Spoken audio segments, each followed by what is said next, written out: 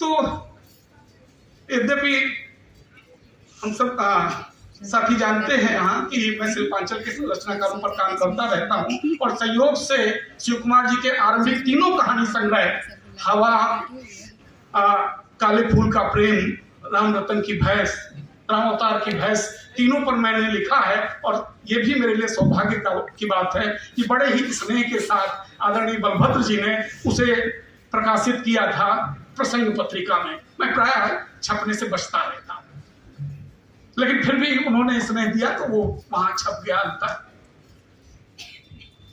मुझे अंधेर एक उपन्यास है जिसके ताने बाने पर बात करनी है। थोड़ा सा जिक्र आदरणीय विजय भारती जी ने उसका किया है, उस उपन्यास का।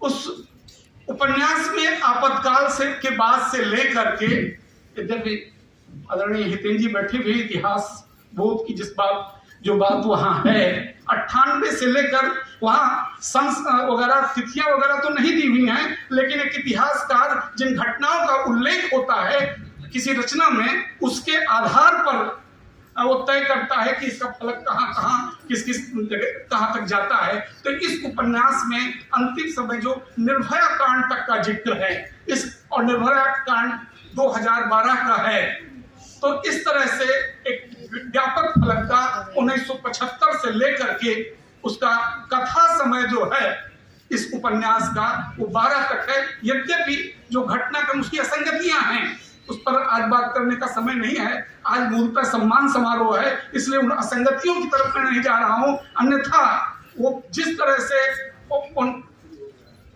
लेकिन पीछे तलवार, चाहे जितना मैं अकड़ रहा हूं, लेकिन तलवार तो लटक ही रही है पीछे। तो जिस तरह का वो कथा समय इतना विराट परिदृश्य लिए हुए है वो लघु उपन्यास 140 पेज का, लगभग इसी पृष्ठभूमि पर इतने ही समय पर इतने ही कालखंड को लेता हुआ एक 72-600 पेज से ऊपर का उपन्यास पिछले दिनों आया था, अगम बह दरियाओं शिवमूर्ति का। ये अलग बात है कि उसका कथा भूगोल दूसरा था और इस उपन्यास का कथा भूगोल दूसरा है। शिवमूर्ति के उपन्यास का कथा भूगोल उनका अवध है। तो जिस क्षेत्र में पैदा हुए शिव कुमार जी, बक्सर के एक गांव में, उसके आसपास का यानी भोजपुर अंचल, और उस 1975 से लेकर के अब तक का या कम से कम 2013-14 तक का वो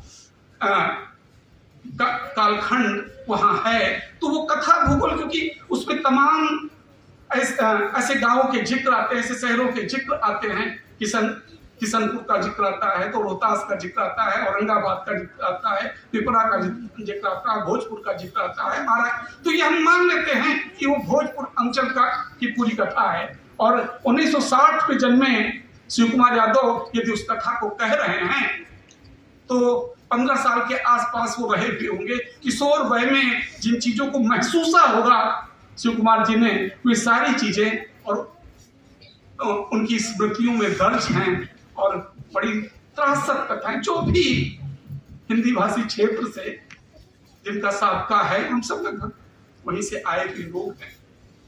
और विशेष रूप से भोजपुर अंचल की जो स्थितियां हैं, सामाजिक, सांस्कृतिक, राजनीतिक, और इन्हीं सब के क्रम में जो धार्मिक अंधविश्वास है, जो जाति पात की स्थितियां हैं, जो अमीर गरीब की खाइयां हैं, और जो स्त्री पुरुष